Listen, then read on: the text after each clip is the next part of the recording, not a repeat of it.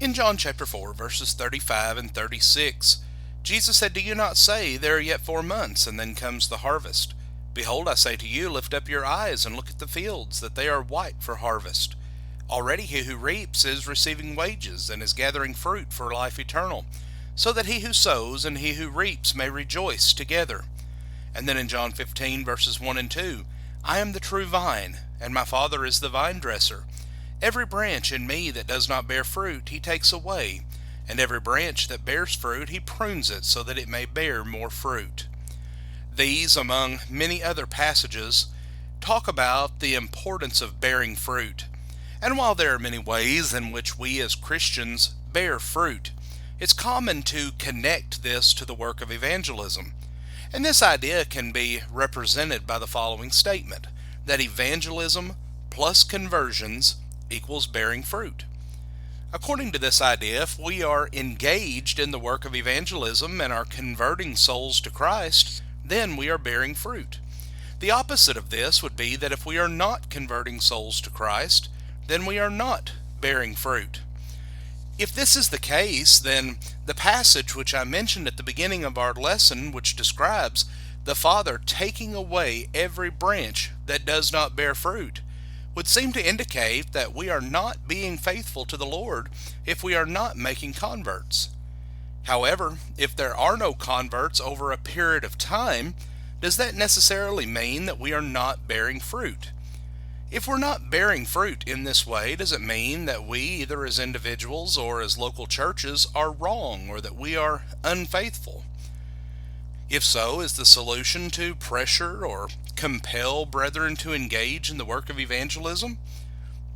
Well, it might seem like the answer to that question should be yes, and it can be tempting if we see no conversions to assume that brethren are not bearing fruit because they are not evangelizing.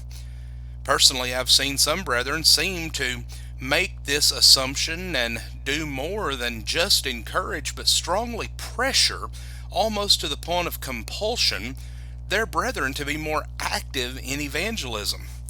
However, there are some important points that we need to consider in this regard.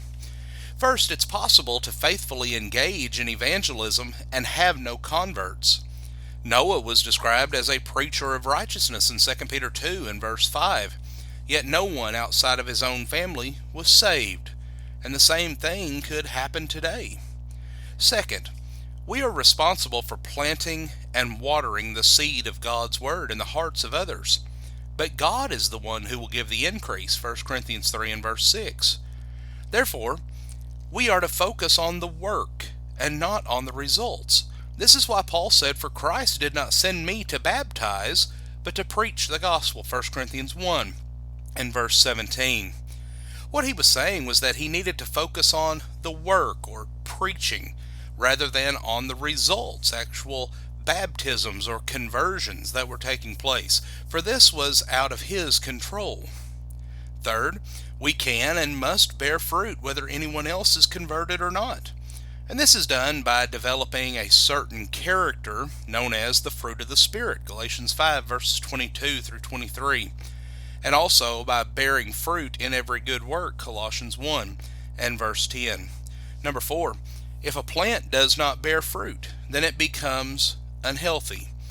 Bearing fruit is natural, but if that plant is unhealthy, it is not going to bear fruit. Therefore, if we as Christians are not bearing fruit, then it means that we are not spiritually healthy. Point number 5, we need to be careful about judging the health of others in this regard. We do not know what planting and watering others are doing. Therefore, we should not assume that they're doing little or nothing to reach the lost when we do not see conversions taking place. Now, if these points are ones that we look at and we see as a reality, then what do we need to do? Especially if we're not seeing the conversions that we would like to see. Well, first we need to make sure that we're spiritually healthy. We then need to engage ourselves in planting and watering. And then we need to stimulate one another to love and good works. All faithful Christians want to bear fruit in their service to God and encourage their brethren to do the same. Yet we need to be careful not to make assumptions or to become discouraged when one way of bearing fruit, that of converting souls to Christ, may not be readily apparent. Therefore, let us consider one another. Let us encourage one another, and be encouraged ourselves, to walk in a manner worthy of the Lord, to please Him in all respects, bearing fruit in every good work, and increasing in the knowledge of God. Colossians 1 and verse 10. Friends, we thank you for joining us for our program today, and have a blessed day.